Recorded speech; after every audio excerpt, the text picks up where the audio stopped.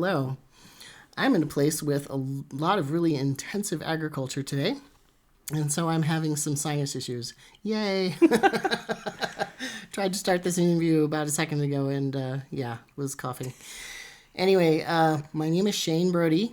I've been traveling around the country talking to trans, intersex, gender nonconforming, non-binary, agendered, aromantic, etc., etc., etc. Many people under the trans umbrella, which is very large, includes many identities. Some people want to narrow that down, and, you are basically just wrong, and you are jerks. And I'd have a lot more to say about that, but instead what I'm going to do is pass it over to my guest here, and he is going to introduce himself. Hello, everybody. My name is Araya Walker. I'm a trans man. I'm right now in Twin Falls, Idaho. Yeah, it is really beautiful around here. I just drove from Colorado, where I've been spending the winter, and it is super dry there. Is it really? Yeah, it is really dry. And then coming here, I went to a rest stop, and it was just wow. Glorious, for one thing, gloriously beautiful. And then I could feel the dampness on my skin. It was amazing. It was amazing. Yeah, it's because we just got over kicking all of the snow out, basically. So it's but there's still some snow-covered peaks, which is just lovely. Lovely for who? For me, as a traveler. It's, shirt sleeve weather. Oh, yeah. And you look up and there's a snow-capped mountain. It's wow.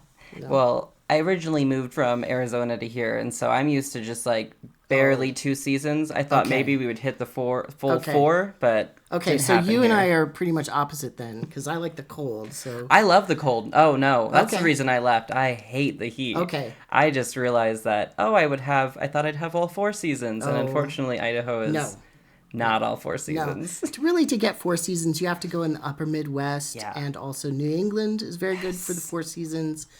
But anywhere else, you're just getting 2, maybe 3. You're 2.5 on a good day. Yeah. Mm-hmm. Alaska, maybe 1.5.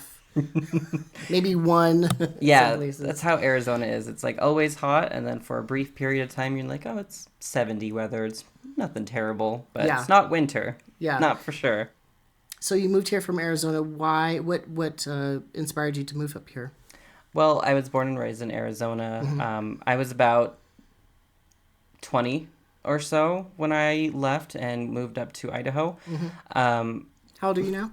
24. Okay. So I've been here for about 4 years. Yeah, you look very young. We were talking about that. I would look like a baby, and I was like, oh, man. Well, I mean, you're 30 years younger than me, literally, so. You don't look your age. It's okay. Look a little closer. Anyway. So I originally was from Arizona. Yeah. And I was... What part, by the way? Because it's very diverse. I lived in a lot of Levine, Arizona, which is southern Phoenix area, but I moved all around. That was the longest I spent my time. Okay. I was born in Mesa, spent some time in Tempe area, Peoria area, Baghdad, Arizona, which is next to a tiny, tiny town next to Prescott. So most people won't know where Prescott that is. Prescott is more in the northern part, right? Yeah. I've been around Flagstaff. Flagstaff is nice. Actually, that's where I got engaged. So that was a nice area. Okay, yeah. It was... I think it's more approaching 3 seasons there because it's colder and damper. It will definitely snow up there. Yeah. Nice camping around there too. Yeah. Oh yeah. It's got a lot of pine trees too. Yeah. So it's nice and green compared to some of the other parts of Arizona that are very deserty and green trees, but they're not flourishing green trees. They're just That's what I was so impressed with driving here today because I was in Wyoming and then Utah and it was scrub and fairly barren, and then suddenly it was green. It's not as green as I would like. Idaho, but it's a lot greener than Arizona. Yeah. So well, the agriculture is going crazy here. All the sprouts are coming up. And the trees are leafed out, which is really cool. Yeah, it's hitting that springtime for sure because it's all of the there's let me retry that. It's hitting the springtime here for sure because I know that they have the cherry blossoms that are kind of right out here, and so they flower right outside our apartment. Oh, I love those. Yeah, and those are so beautiful. Yeah, and they have lavender too. So we have little lavender plants outside our apartments, and that's been really nice to be able to pick some and use some for inside the house occasionally. I don't think this was lavender that I saw, but I saw a beautiful green field, and then off to the side, more towards the ditch area, there was a purple, almost like this purple. It was like just a little bed of it. I don't know what that was. Maybe lupin? I don't know. I know they have a lot of wildflowers. Yeah. Like, I know wild sunflowers grow here like crazy. So Yeah. once summer hits, it'll be huge. These were really little. It was like just a little carpet of just the brightest purple. I was like, wow, what is that? I don't know. I'm not sure. Anyway, so once again, what brought you? Blah blah blah. What brought? I love placing people though. Yeah. So this is a farming community. There's also the Snake River that comes through here, which is stunning as well. Oh, it's beautiful. I crossed some little bitty bridge, and there was no Twin Falls. There was no sign that said, "Oh, you're about to." Cross this beautiful landmark, and suddenly I'm going across this little gorge that's really steep with like 90-degree walls. Yeah. And literally you could see it snaking around these little around. bends. And it was like, oh, this is the Snake River.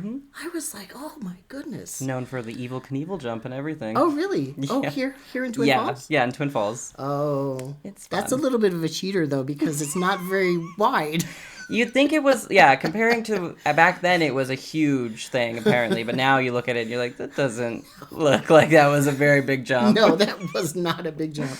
But, I mean, it looks cool, though, because the gorge is pretty deep, Oh, yeah. So, Arizona. Okay. I just realized, I was like, maybe I should circle back. Yeah. So I came from Arizona, from the Levine area. I moved all around, but I was on my own and kicked out of my home at 17. Oh, so is that because of queerness, transness? Yeah, a lot of things. I was in an abusive home, so I basically at that time it was just easier to get out then, and kind of was already on the path of leaving, but it was a little bit faster. So it was right before my 18th birthday. Were you legally emancipated, or you just left? Nope. Just gone.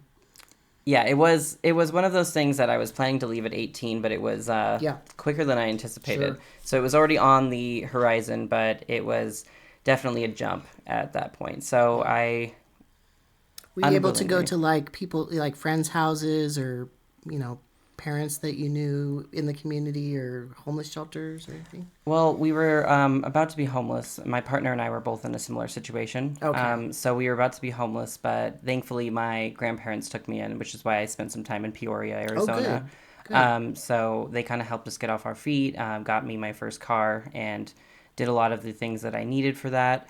And so my partner and I moved to our place in Mesa, Arizona, and we just kind of wanted to get out of that little town that we were in. I mean, Arizona's bigger than here, of course, but like we wanted to find a place that we didn't have so many like bad memories about. We wanted to kind of flourish and get out of there. Yeah. So we that sounds familiar. Yeah, right. My sister lived down in Twin Falls, actually. So I was like, we have somewhere to fall back on. We came up here for her wedding, actually, and it was beautiful. Like it was all in like the trees. It was an outdoor wedding. Yeah, it was. Nice. It was beautiful. And so when this is a place that I can see like outdoor weddings happening. Yeah, totally. Yeah. It's definitely in the plans even for myself. I'm like, in the trees. Yeah. Outdoor wedding is a must. Yeah. But we were able to come down here and visit and kind of see what it had to offer and realize, well, it's a cute little town, and it's not exactly on the freeway either. Which I think changes the character. Yeah. It's definitely growing even now. I know a lot of people hate the grid system because it's either that it's not on a grid system or it's on a grid system. I don't remember. I don't know. I saw 10, 11, 12, so there's definitely numbered streets here. Yeah, we have an interesting layout basically. So our transportation department, unfortunately, they have it cut out for them. Okay. Well, I doubt the Twin Falls will be a, large city, but it's nice for what it is. Yeah. It's very calm here. It's learning to grow a lot actually right now. It's funny it's one of the bigger areas for like smaller towns in Idaho and southern Idaho in particular. It looks like a medium-sized city for Idaho. It's a little bit it's growing slowly, but it's funny is that despite that, like there's still other places like Pocatello they have a gay bar and we don't even have a gay bar, and everyone's like, well, they have a big university there as well. Yeah, well, we have the College of CSI, College of Southern Idaho. Yeah, I was right. So we do have like a college here, but I thought it would be bigger. Okay. Like, we have such a big queer community, so it's interesting that we don't have a gay bar still. We always make jokes where we're like, well, this bar is run by a gay person. We're like, that's not the gay bar, though. It's for everybody. That's not a gay bar. Well, you could do, like, takeover nights. Yeah. Even if it's not official, like, not advertised, you could still take over a night. In the small town that it is, I highly doubt that would be very well taken, unfortunately. Just show up. Oh, I know. Take up space. Yeah. And though that's kind of what we've done a lot of, Yeah. but like if we name it even that, I can assure you, like if it was ever heard of by somebody, we've already had events protested, so oh, it's fun. Small town worries. Wow. So even going to a bar that's owned by a gay man would be dangerous. Yeah. Wow. Even if a bunch of you showed up. So if you show up unmasked, that's actually more dangerous than kind of having small groups or being alone. Yeah. Wow. That's I think different.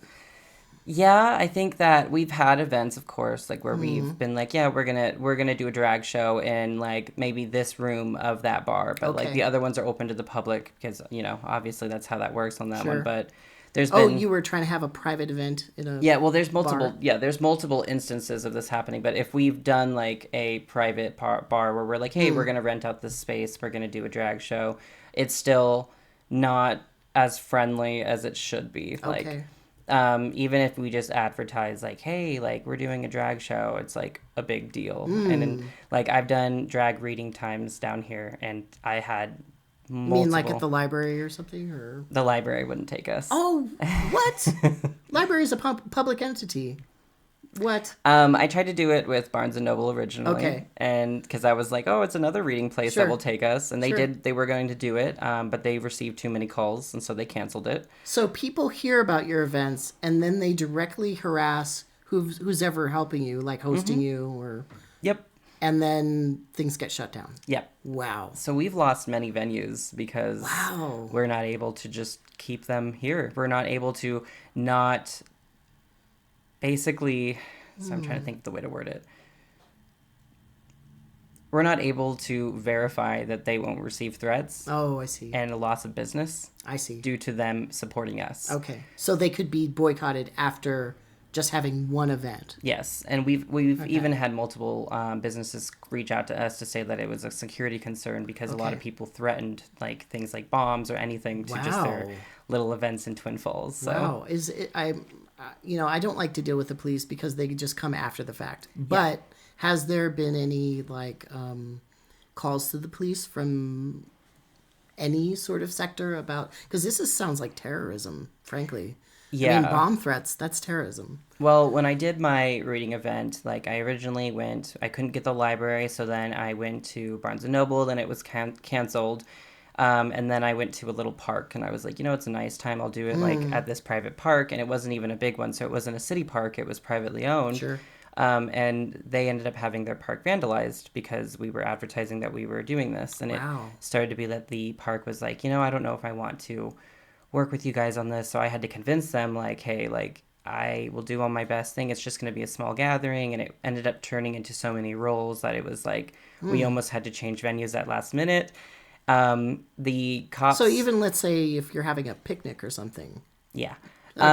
It could be considered. Yeah. Cause that was what we were doing ultimately is we were like, yeah, we'll just literally like we had picnic blankets that I bought personally to have them sit out and just read to if they wanted to. And we were just relaxing, but, especially drag in children for some reason doesn't mix very well here. So we ended up doing that small reading event, but before it even happened, the police actually contacted me, found my private number to be like, we're getting so many threats about this. We know about your event already. Like, we need to let you know to contact us and have a direct contact in case something happens. So yeah, I'm the same way of I really don't like to deal with police, but unfortunately, like we've done things when we've hosted our like Pride events in like June for Pride Month. We have a big Pride festival too in Twin. A lot bigger than people think it is for such a small town, actually. Yeah, probably people come in too. Yeah. Oh, yeah. A lot of the outer cities, we all kind of go to each other's prides each year. There's a lot of little towns around here. Yes. Many. Yes. And so we all kind of connect and go to each other's towns and like go for our pride things. And I know in the past, like I've helped organized pride. Sure. So I've done some of that, and I know that we've worked with the police if we've had to, which has been not what we've wanted. Sure. And then I know that when we've done private security, it was the same issue. Yeah. Armed to the teeth, like not making people feel safe, not allies. We didn't have much to choose from at that point. Yeah. So being that Pride is such a big event, we always end up having to still rely on police because we have nothing to do with, like, we can't do anything else with it. And then when it's smaller events, we usually use like kind of community volunteers. Yeah. I've done safety organizing down here with people where I've had to go over safety plans, where I've done self-defense things with them because we've had to learn very quickly how we as a community can connect. Yeah. And it's definitely saddening that we still feel that we can't rely on our local police, even though we have an LGBT liaison who doesn't go to most of our events. Oh, you're kidding me. He goes to probably Pride and then leaves immediately. Oh, no. So. Wow. That's crazy. Yeah. So, speaking of that, I know some people who, like, about self-defense. So, what do you think about that? Like, in terms of, like, some people go for, like, self-defense training, like, you know, martial arts and also firearms instruction, that sort of thing. Do people in this community do that? Sort of thing?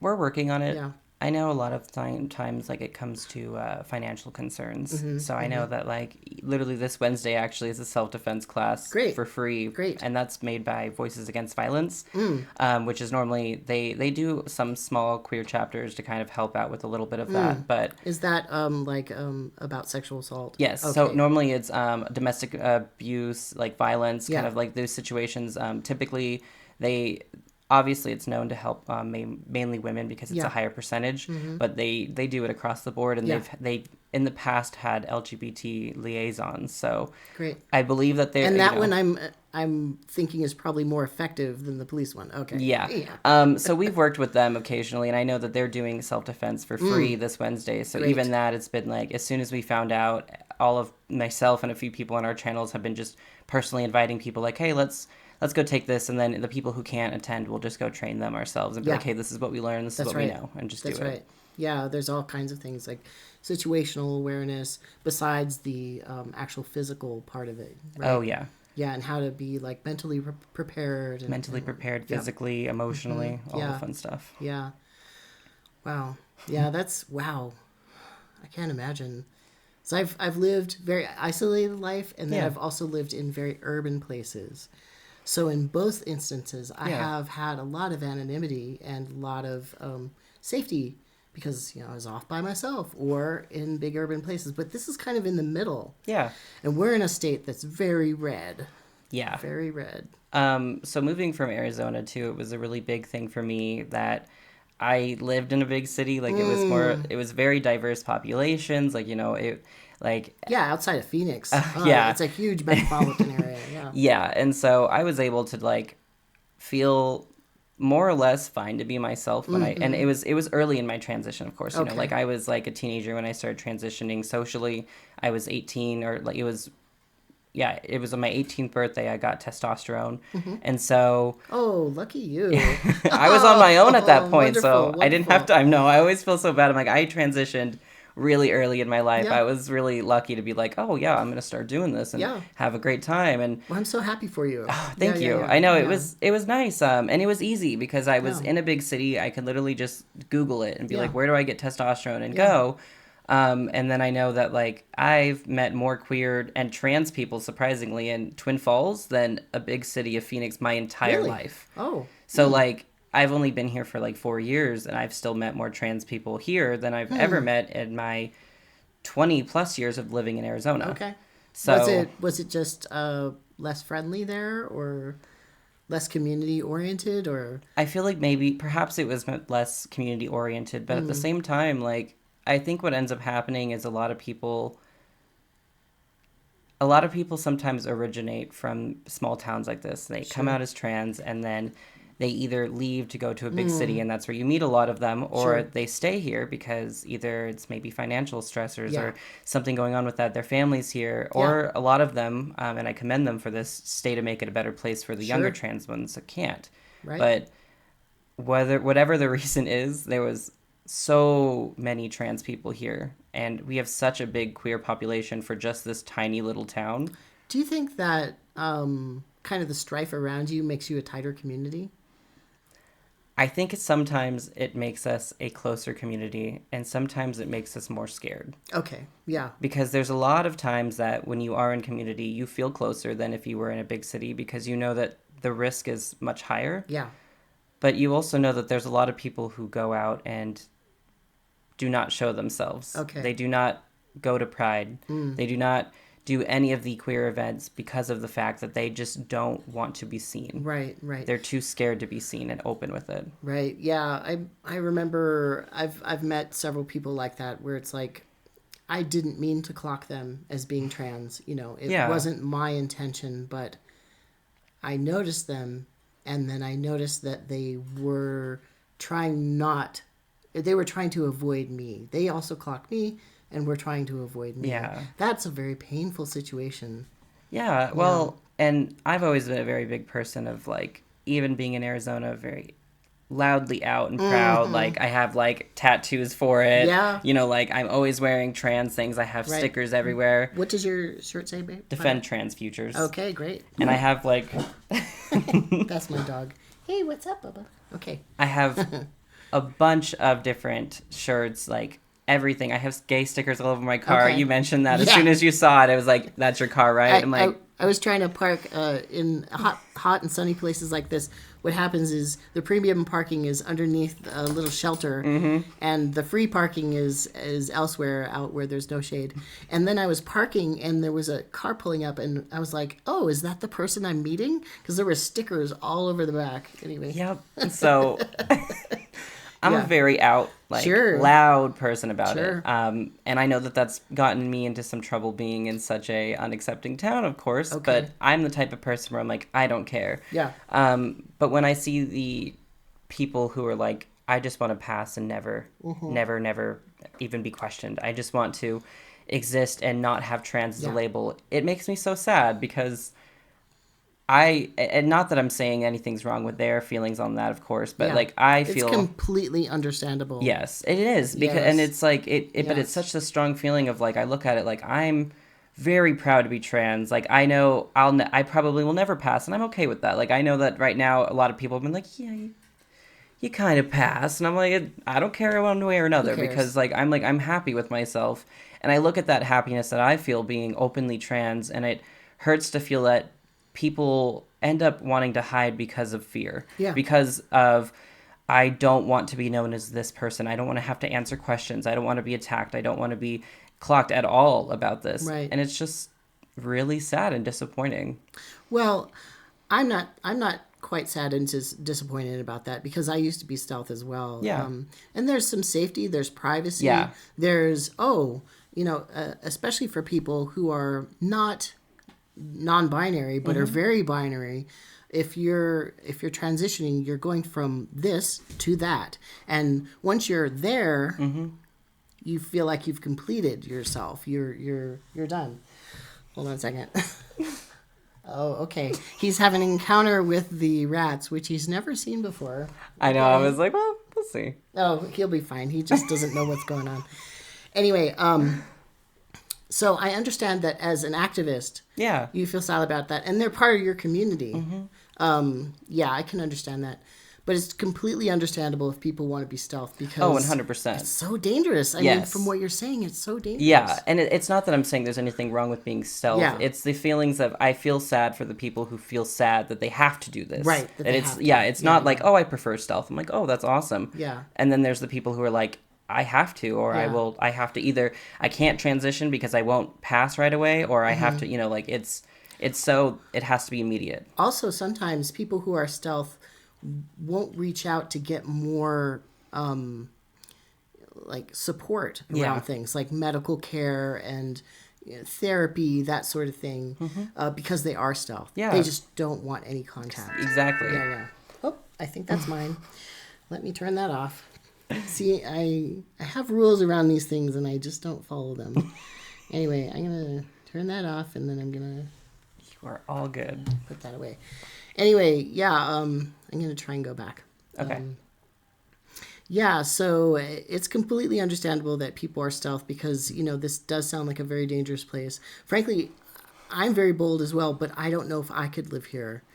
The problem with being stealth too, at least from my experience, is that I wouldn't want to out myself to other trans people, and it also cut me off from resources that other trans people have. Yeah. Right? Because our best resource is other trans people and their experience and who they've gone to for medical care and therapy and whatever. Yeah. So, yeah. Well, and even my job now, like, I'm the first trans person who's ever worked there. And we are a medical facility who serves a lot of trans patients. Okay. And so you must get a lot of questions, I'm thinking. Yes. Okay. I helped them create the first queer-based resource list for mental health stuff. Like for the state or for their clinic. Okay. I would love to do it for the state. Well, that's your next thing, right? Yeah, right. Yeah. So I've had to answer a lot of questions and even explain to HR where lines needed to be drawn. I'm a big person and advocate for education because I definitely think that some of the people who seem to hate trans people so much don't know anything about them. Yeah, right. And so I'm such a big advocate of being educate and advocate for yourself as much as possible. But I also know that it's really unfortunate that it has to be sometimes trans people's jobs to do that instead of just being able to exist. So even for my job down here, I was the first trans person that was ever hired. So I had to consistently go over kind of where a line needed to be drawn with HR or... What do you mean by line, by the way? There was a point where I was going to be moved departments because unfortunately my job became obsolete, and I was concerned moving into that department because I had heard the way that group of staff that I would be working with talked about a trans patient. And so I had already reported that and been like, that was not okay. Wow. So you're hearing the gossip from other departments about trans people and you're a trans person. Wow. Yeah. So I heard them speaking about that and kind of already reported it. But when I was being told, oh, you're going to be moving with these people, I was like, I don't know how that's going to work. So I explained just my concerns to kind of just get them out on the table, and it resulted in them kind of bringing us all in for a meeting where they basically outed me and was like, hey, this person's trans, you need to respect them. And I'm like... Yeah, HR can... I'll tell you, up until very recently, I was very naive about HR departments as well. HR departments are usually just to protect whatever corporation from a lawsuit. That's all they're for. They're not really for helping people. Which is funny because they just opened one basically by doing that. But in this state, it probably is not going to matter. Oh, no. Who cares if you're outed because, you're a trans person. LGB is covered by discrimination laws in Idaho, but not trans people. Sure. Not gender identity. I bet it's even tenuous for the LGB, though. Oh, yes, of course. Yeah. So I had to kind of draw that line to be like, hey, in this scenario, I'm normally proudly out, so this is not that big of a deal, but you outed me by doing this, really and that's bad. not okay. Yeah. Surprisingly, she's grown tremendously since then. Great. And she's actually attended seminars that I've been like, hey, you should go educate yourself, because she immediately was like, I had no idea. This is my apologies. What can I do to improve on this? Yeah, luckily you are an out activist, because that can really devastate somebody. Yeah. And I think that was part of the problem too, is because it's not always our job to be able to have to educate somebody, especially when it's something like you're in HR and you're telling me that you have never dealt with a trans person, that you have never had any education on it of how to deal with this, but you're in human resources. Right. And so for this, it was kind of There's some basic rules around that.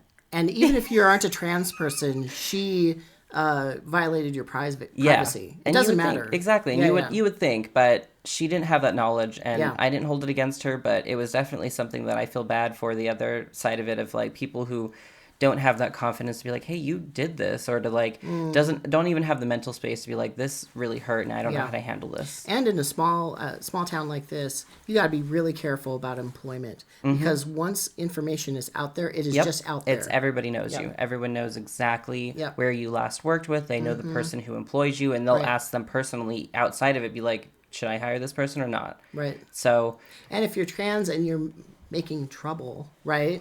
Which is not trouble, you're just defending yourself. For yourself, yeah. Advocating for other people as well. That's not trouble, but some people consider that trouble. Especially in this town, unfortunately. Yeah.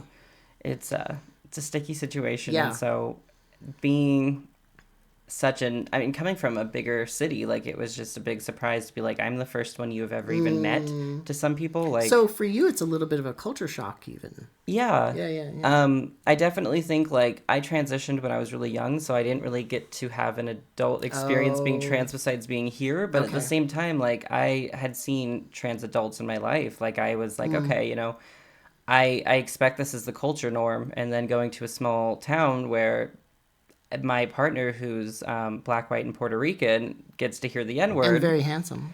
He is handsome. He's very handsome. My fiance, actually, I forgot. Yeah. We've been, like, engaged a year, and I always still call him that. I forgot that. But my fiance, like, who's mixed, like, the first words he hears after a week of being here was the N-word from somebody, like, just loudly and proudly. I bet that, I bet that happens a lot. I mean, Idaho is infamous for that shit, right? Yeah. Skinhead gangs and, KKK, Yeah, like, Buell has a Proud Boys chapter that I used to live in Buell, which is right next to Twin Falls where I am now. It's, like, probably 20 minutes. Right. And they're open about it. They don't. Oh, they're don't very care. loudly. They'll shout it in the grocery stores. Right. And so you don't, there's so many of my queer friends who are like, won't have a flag out, and they won't have anything in their home resembling anything a rainbow or gay or anything, because they're like, I'm not having somebody have to, like, open my door and they see it and I'm attacked. Well, that's why I was so impressed with, I noted the car because there's so much on it. I don't put anything on my car. I have a couple stickers on my car now, and they have nothing to do with being queer or trans. They have to do with being Alaska, and I might actually take those off just because, they're very specific. But yeah, I don't put even the little HR, what is it, human rights. The HRC, the equality. Yeah, I don't even put that, That one. Yeah, we used to have, on the antenna, we used to have flags on there too. Actually, there's a trans, I believe it's a trans woman down here that has a big pickup truck with, like, a full big trans flag flying off the back of it, because everybody loves to fly their American flags down here. So they're like, I'm going to use my flag then. Where was I? I think I was somewhere in Wyoming very, very recently. Well, in the last couple of days, obviously. But I was going down the street, and I saw a truck go by, and it was, boom, that kind of shit. Like, look at me, I'm going to, Got big nuts. Yeah. Anyway, there was at least 6 flags on it, like just blowing in the wind. And I was like, okay. Yeah, it's pretty common. You're trying really hard there, It's pretty common down here, even in Boise. It's shocking. Like, Boise has a gay bar too, and like a big, like, they have all of the gay flags out there. There's so many queers there. Lots of California queers too have moved there. I've noticed. Yeah, I don't say that to any Idaho person though. I realize. Too bad. It's a free country. No, it's true. Everybody can move wherever you want. Thank you. I was going to say wherever you want, and all you conservatives move to Russia. Do it. Seriously, because I was going to say the same thing. I'm like, for whatever reason, every Idahoan is like, those damn Californians. And I'm like, I moved from Arizona. And I'm like, I don't know if I should say that now. I've lived in California too, but I don't say that. I say I'm from, I've lived most of, like, at least half of my life in Alaska. So I say Alaska. Yeah. So that trumps everybody.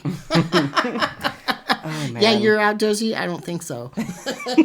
Try pouring some fuel at -40.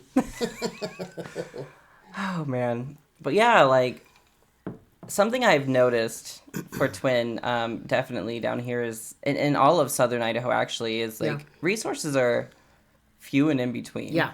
So, that was the kind of reason when I moved down from Arizona. Go ahead. Do the universities help here? Because the universities, there's a lot of small colleges around. I know there's probably a lot of Bible colleges too, but the ones that are publicly funded, do they help at all? Because I noticed that they do have LGBT centers at them. I know Boise State University has the Gender and Equity Center. Right. So they're pretty good with that. Right. At least where I am, no. Okay. We most, like, a lot of it is, like, some things they can't be discriminated against, obviously. Okay. So if we want to hold an event there, they have to do it. Okay. But... They're very begrudgingly doing it? Yes. Okay. So, like... How about up in Pocatello, or what's the other one? Moscow? Moscow, I believe, does, actually. Moscow actually surprisingly has a lot of resources, but they're also right next to Washington. Right. Like, they're on the border. So a lot of places that are already in Washington, such as, like, the Stiller Aesthetics, which is, like, they're originally in Spokane, Washington. They do top surgeries and bottom surgeries. Oh, okay. They have one in Moscow, Idaho now. Dr. Stiller. Dr. Stiller. I've heard that name. Yeah. They're great. Like, their whole clinic's amazing. I've heard that, the University of Idaho. Yeah. It's the flagship, right? In Moscow. So it makes sense because they're pulling people from everywhere, even internationally. So it's probably a little bit more cosmopolitan exactly for a tiny town. Yeah, for that tiny town, it's surprisingly a little bit more progressive, such like kind of like a mini Boise in a way. It's like Boise is genuinely like you'll see stickers and you'll be like, oh, okay, so it's progressive, but it's like those random things. Like I've always told people when they're worried, like, oh, you're a very out trans person in a very red state. I'm like, it's in pockets. It's true. I'm like, it's in pockets. Yeah. It's not I will say that, like, it's very evidently open that not everybody's going to accept you, but the people who will say something about it very loudly to your face are in pockets. Okay. And most of the time, those are the people who are already going to be violent, and we know their names at these points. You know what I mean? Sure. Like, but you're also neighbors with them. And if they're willing to say that so openly during the day or whatever, or threaten places where you show up, threaten those business owners or the park owner or whatever. Yeah. I mean, they have no boundaries. Yeah. I mean, we've even had events like Idaho Liberty Dogs is a huge thing on Facebook. You don't have to use that if you don't want to give them space. What is that? They're like a Facebook group that basically is a huge hate group, and they're known to be violent. Okay, so it's a homegrown hate group. Great. Yeah. So great, Idaho. They're known to be violent. Potatoes and hate. Great. The potatoes here aren't even that good. All I'm going to say is I've had better French fries, but that's okay. Okay.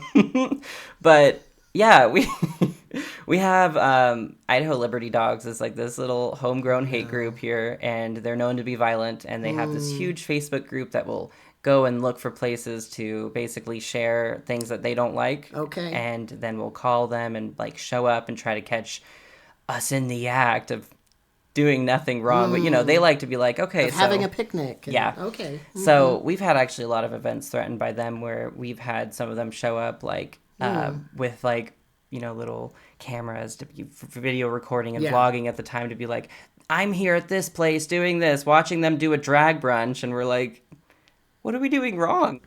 Coming from Arizona, like I was able to Google and just be like, where can I get hormones? Right. I started probably with multiple places. Yeah, there was multiple. I literally started at one that was not even 20, 30 minutes down the street from me. And in Arizona, that's not like going way over there in Idaho. It's like, it's down the street. It was genuinely down the street. So instead of across the state, you're going a few blocks. Yes, exactly. Okay. All right. So I was really lucky to just have that. But when I was moving over to Idaho, I was like, okay, Googling, where can I get hormone treatment? I'm going to be in Twin Falls.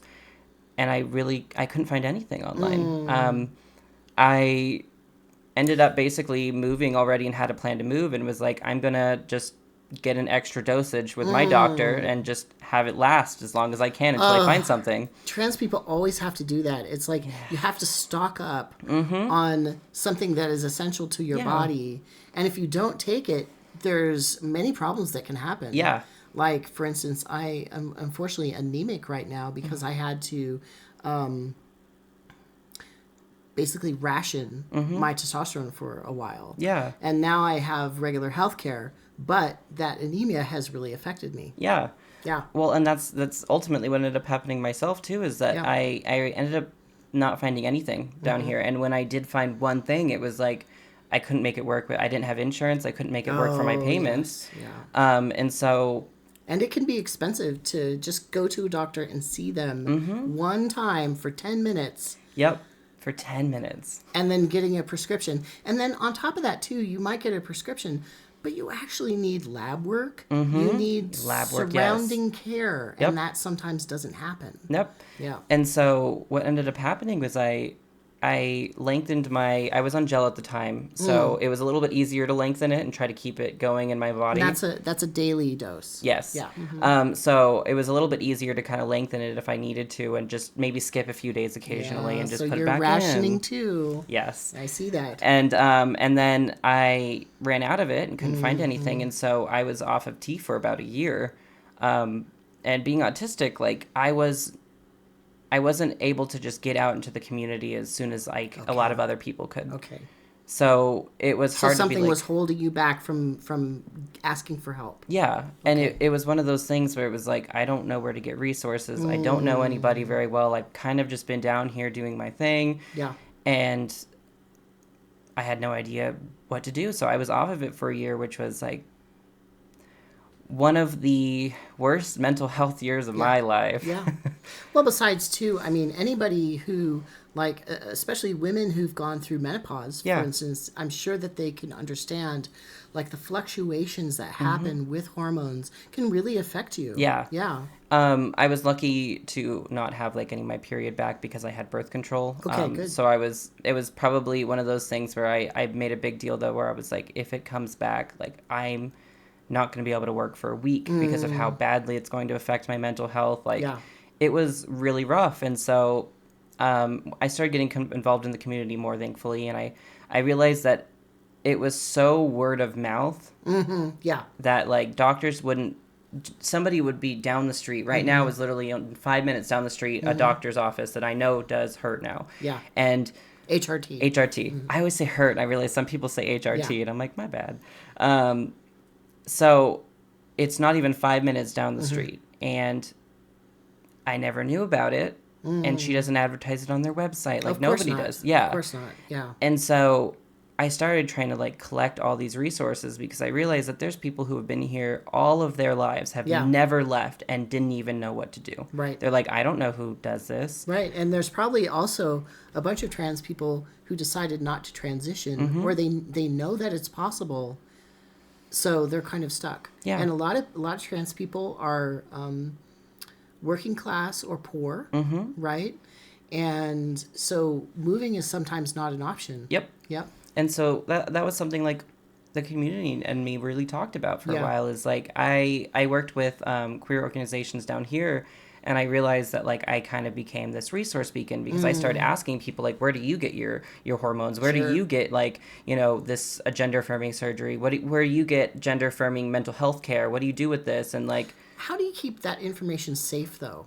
Because, like you're saying, there are people out there who are kind of trolling for this information, sort of stalking y'all. I mean, I'm just going to say it. It's kind of stalking. That's true.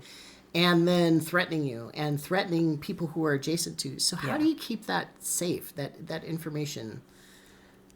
Well, it started same thing, word of mouth. Okay. Is that it started just being like, I was the resource beacon, so when people were like, I've noticed a lot, it started being on accident. You're the public face. Yeah, it started to be on accident, actually, about it, where a lot of people came to me to be like, hey, well, I heard that you knew where to go. Yes. And then it started being people would message me on Facebook randomly or something, and or email me and just be like, hey, I'm a trans kid, I just need to know, like, my parents said that they couldn't find anything, can you just send me something, maybe I'll show them. And I'm like, wow. Okay. Yeah, like, this is what I know. Where are you? Like, you know, what city, obviously, and, like, where can I find this for you? Like, and I started doing these things for them, and I realized how big the need was because we had... Do you ever send people far afield? Like, off to Boise or Salt Lake City or, you know, so... Spokane, or I don't know. Some of these things are, of course. So for surgeries, surgeries obviously are very, like, hit or miss. I got my top surgery in Utah. I got it here with Salt Lake, or I got it when I was living here in Idaho. Yeah. But even, like, the more basic stuff, because sometimes people want more privacy. Yeah. And so going far afield, farther away for services can be protective.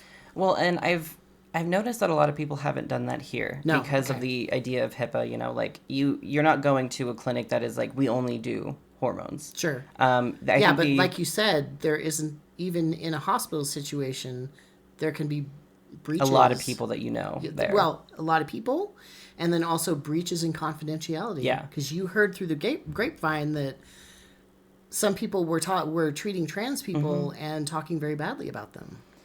I know that, fortunately, that has not been an issue that I've been aware of yet, but I do know that, like, there is that big threat of it being a small town.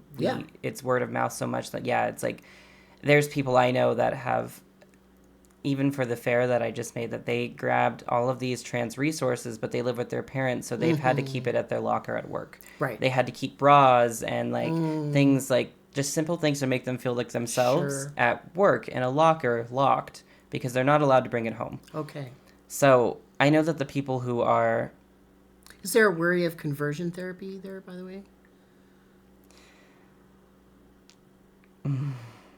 I'm not going to lie. I don't know much about it right now because also this is a very heavily religious area. Yes. A lot of Mormon influence, and some Mormonism is very bad around these issues. Yes. Like they have done conversion therapy, like electroshock, and I know a lot of personal, like, queer and trans people down in Twin Falls who were ex-Mormons, and they've had to be excommunicated or they don't talk to their family due to transitioning. Right.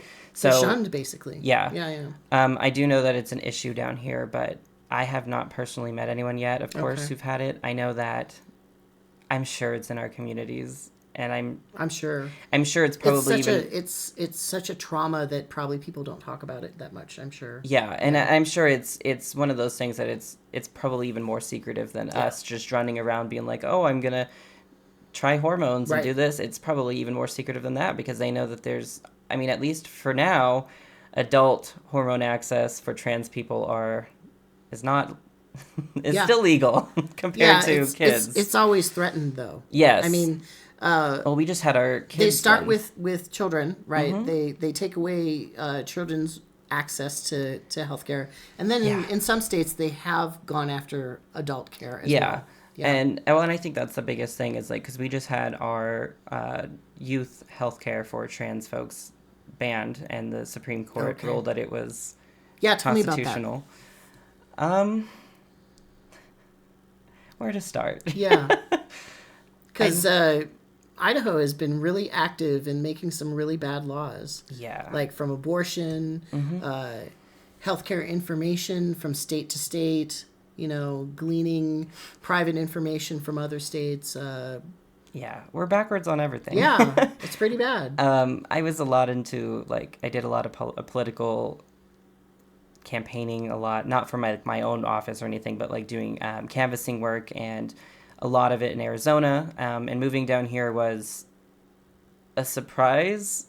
Like, I knocked doors in Arizona, and we've had people set dogs out on us or, like, guns in our faces. Wow. I would never do it here. Okay. So I don't know how Arizona, who's supposed to be like a flip state, but is pretty liberal if you're in, like, Phoenix areas, compared to here, campaigning and knocking doors. I've told people, I'm like, I will never do that here. I will go up and testify. I will help with what I can. I will never knock doors here. Census workers, mail people, mail carriers, like, it's they terrifying. have to worry too. I met some up in Alaska, and also too, when I've gotten lost and I've had to go up public roads, but they are around, like, some cabin land or something. People come out of their doors and they peek, and they're like, and they just have a gun on their head. What the hell are you doing here? Well, I'm lost. It can be scary, and so I would never knock doors down here. No way. Yeah, I know that. Well, I know that there's I believe that they're running for representative for Boise, but it's an openly trans man who's doing that. Yeah, his name is Nixon. Nixon Matthews is an openly trans man who's running for representative of Idaho, and he's... State legislature? Yes, and he's knocking doors. Like, from what I talked to him about, I said the same thing. Like, well, that's in Boise, though. I mean, yes, and it's a lot more progressive with that. And I told him the same thing, though. So I'm like, I don't even know if I would do it in Boise, though. And he was like, we have a very particular list, but he's like, I feel you, like, because he knocks doors with his partner, and I'm like, I the political scene down here is scary. Yeah.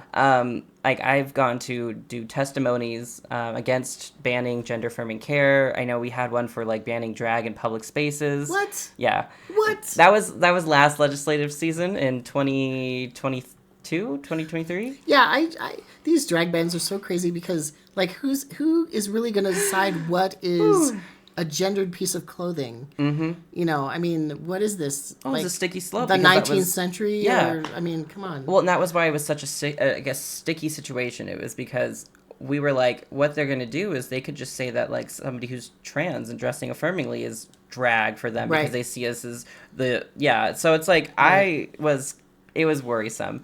So Nixon, he is running for office. How's he doing? Does he have some support, do you think? Yeah, I mean, I know a lot of like Add the Words, like a lot of obvious queer organizations down What's the Add the Words thing? Add the Words is another organization group down here that works with adding protections for like LGBT rights into our constitution. Great. For the Idaho Constitution. Great. It's sad that they've been an organization for a while and it's not been added. Okay.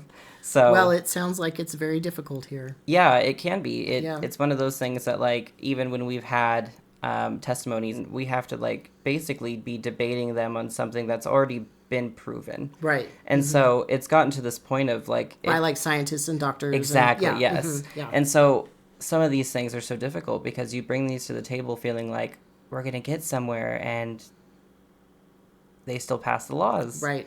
And sometimes they just ignore how many people show up too. Yeah. Because I've certainly testified as well, and I love testifying, by the way. Do you ever have like little educational seminars on how to testify? And those are very important to do. So if you're out there and you're willing to teach other people how to testify, that's a really good skill to learn because it is a skill. Mm-hmm. You write it out, you practice, you look at the time. Sometimes it's 2 minutes, 3 minutes, etc. And they're very particular, especially when it's the talking point that is not the majority, which is most of the time being pro-queer, being pro-trans, anything like that. Sure. They're very picky and choosy. And so having the right way to say it, the right time, the perfect amount of it is so important because this is your time to make that moment count. And you just have to keep doing it. You just have to keep showing up. Because they will ignore the fact that you've shown up. Yep. But it is on public record. Yep. Yeah.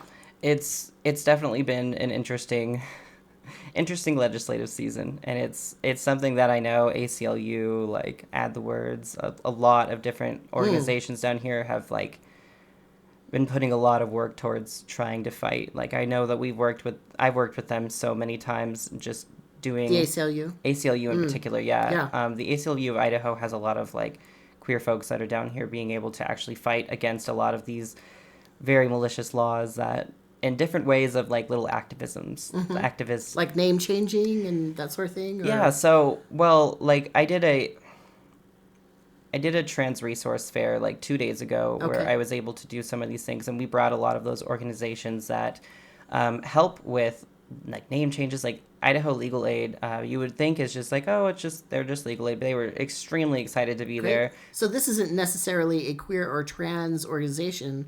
They're just a legal aid organization, and they showed up. Yeah. Great. So they helped out with like name changes, things. So a lot of the resource fair that we did, we focused on things that we knew were going to be trans affirming.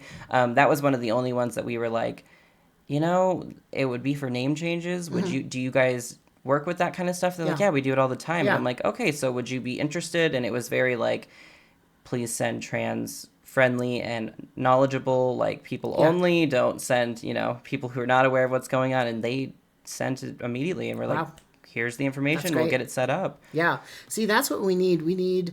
There's queer and trans, LGBT, etc. focused organizations, but in a state like this, I'm sure that their resources and money are very thin. Yeah. Right. They're stretched really, really thin.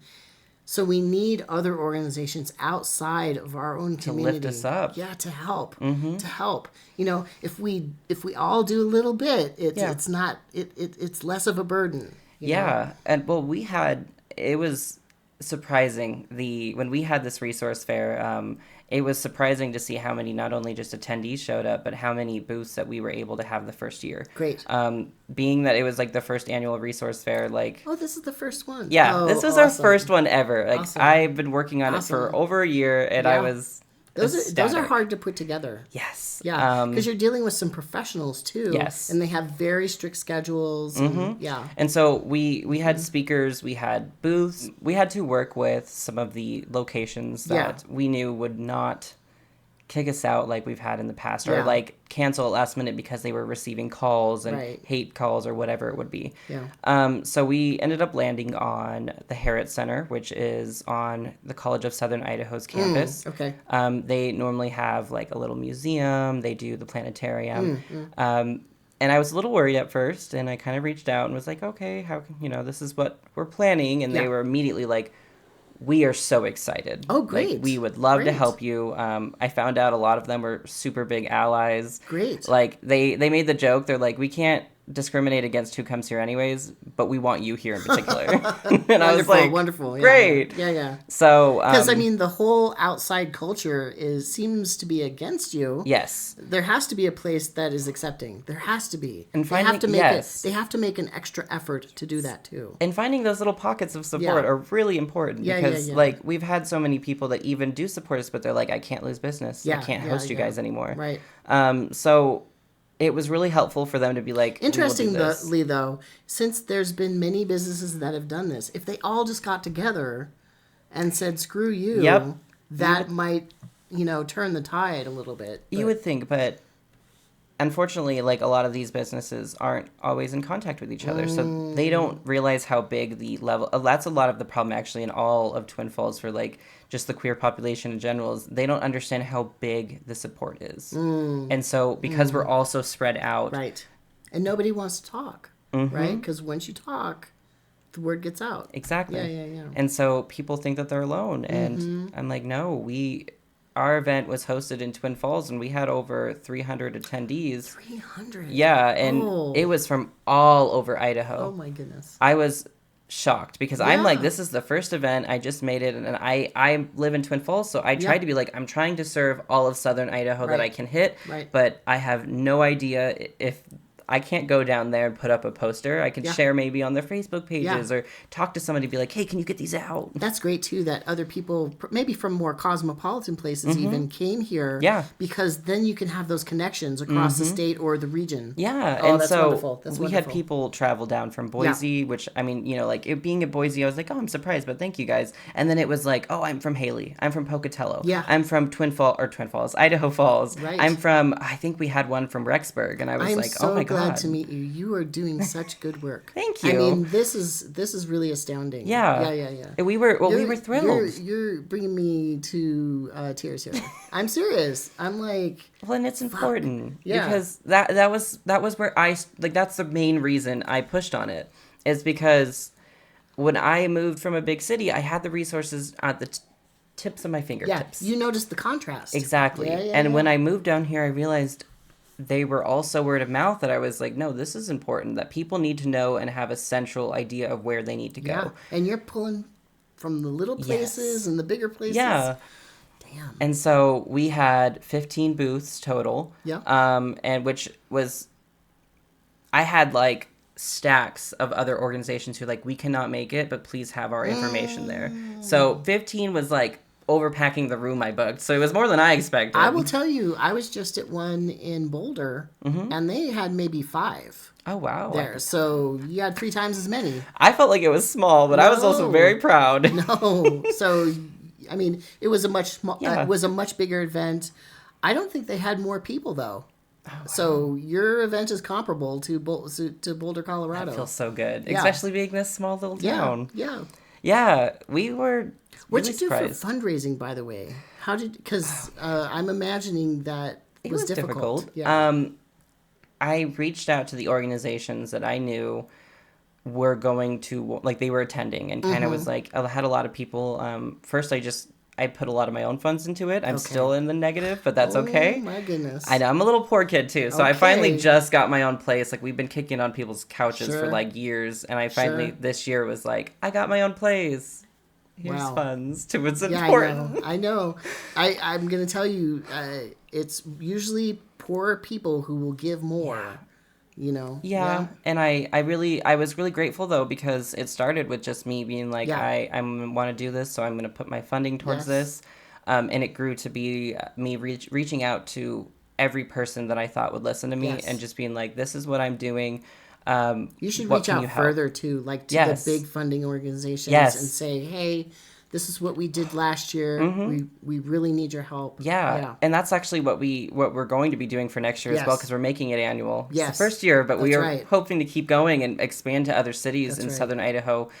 Boise is like this central hub for resources, and a lot of people just say, oh, just drive up there. And it's like, I don't have the funds to drive up to get, like you said, like lab work every other day, to get, a 10-minute appointment that took 3 hours to drive up and then 3 hours to drive back in my tiny car. What about emergency care too? Exactly. It's not like you can pick and choose that. Yeah. And then it's like, so you're stuck being misgendered and, like having your wrong name said, and you're sitting there like, okay, I don't want to be dead named just because I can't find a doctor that will provide for me. Yeah.